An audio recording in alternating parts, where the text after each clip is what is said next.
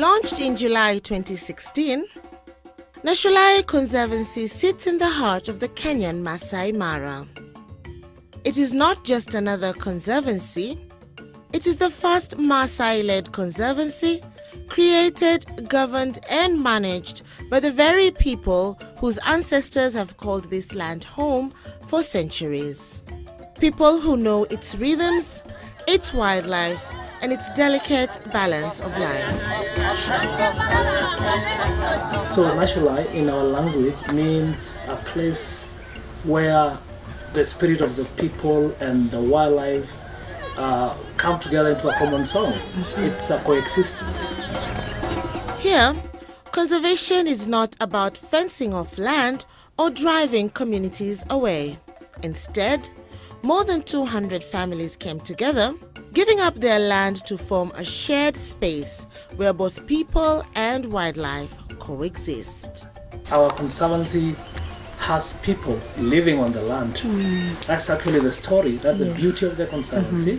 We have actually proven that it's possible to integrate humans and non-humans within the ecosystem. The conservancy spans 6,000 acres, and in return, households earn income through land lease fees, jobs and tourism. Today, 80% of Nashulai's employees come directly from the local community. Tour guide Moses Njapit says this has transformed lives. By living peacefully with wildlife, the community has created a destination that draws tourists from around the world. This means children go to school, families have stable livelihoods, and if a wild animal attacks livestock, the Conservancy compensates the owners double, ensuring harmony remains. Tunalinda wanyama kwa sababu wanyama wanatulinda. Unasomesha watoto wetu na huyu mwenye wale wenye wametoa Nashulai saa hii anajua faida ya wanyama ya pori, wanyama ya nyumbani na watu. Kwa hivyo wanyama tunaangalia mzuri. Hatutaki, unajua sisi wa Maasai zamani tulikuwa na nini wanyama na ua. Lakini saa hiyo hebu jaribu uwe. Unaona hii? Nitakumalizia tu hapo ama nikusitaki. Kwa sababu sasa tumejua faida ya wanyama. Wanyama ya pori iko na faida. Kwa sababu wageni anakuja, anataka kuja kuona. Unaona? So saa hii kama unataka kunichokosa, hebu ua saa hii. Any bird. At the heart of Nashulai lies a remarkable spot, a community-built water pond. Amran Kiop, who takes care of it, calls it the hide. Guests came here to hide, to relax. They watch animals drinking water. Each and every time, different animal came at a time. And we have a record of animal for every day, time they come, the number, so we record.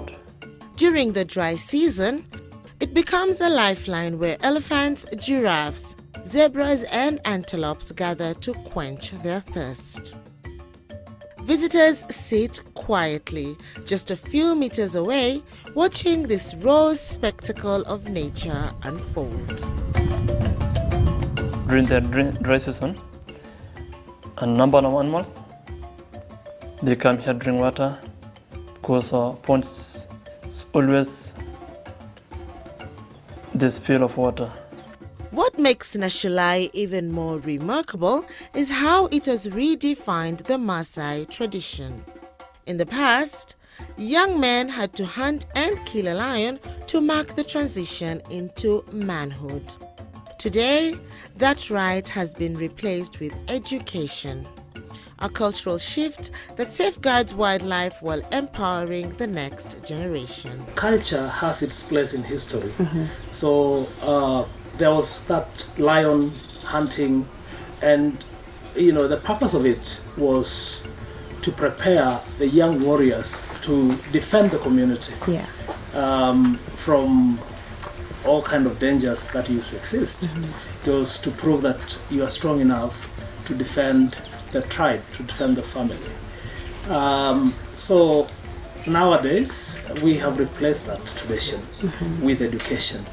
The younger generation is now going to school, and therefore that strength that was applicable towards hunting in the past has been replaced by accommodating education. Community involvement runs deep. Resident Olesapur explains that anyone found poaching faces the law, as the community now sees themselves as caretakers of the wildlife. We have a council of elders who guide our conservancy, and women are in the leadership, and then we have also young people who patrol the land to ensure that illegal activities such as illegal grazing or poaching does not take place. Within Nashulai's plains roam more than 200 giraffes, 25 elephants, 17 lions, and an elusive number of leopards and cheetahs. Poaching, once a major threat, has drastically reduced. The biggest problem facing wildlife today is not even poaching. The biggest threat facing wildlife today is the lack of space. You know, a lion needs 40 square kilometer territory. A cheetah needs 80 square kilometer territory. The wildebeest that migrate annually between the Masai Mara and Serengeti needs over 500 square kilometers for them to be able to thrive. But challenges remain, especially around space and financial sustainability, as the Conservancy looks to balance both the growing needs of the people and the wildlife. The bigger NGOs that fund conservation in this part of the world would usually fund other types of conservation, and we are left to struggle. So in the past we have turned to the social media through crowdfunding to raise funds to support the Conservancy. But then eventually we also need to sustain ourselves because of donor fatigue. Now we are doing our best to sustain our Conservancy through tourism. Okay. So we have a camp like this one, Old Repo Imara camp.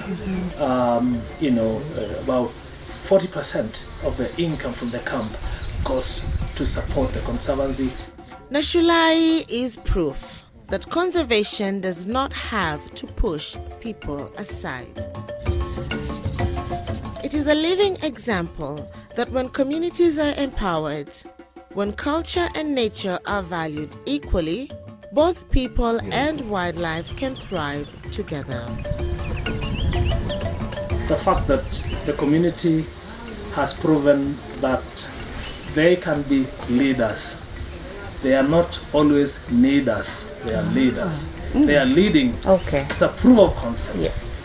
Ever since we started, we have won global recognition.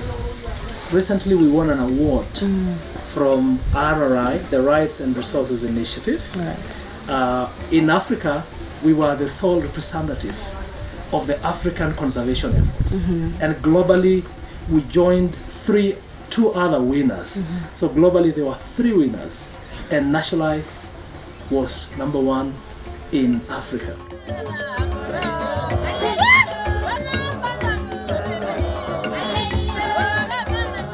And when you visit Nashulai, be sure to have a stay at the Older Poi camp, where you will wake up to a view with birds chirping, a swimming pool under the sun, and later an amazing sunset. Fatma Chidagaya, K24, Nairobi.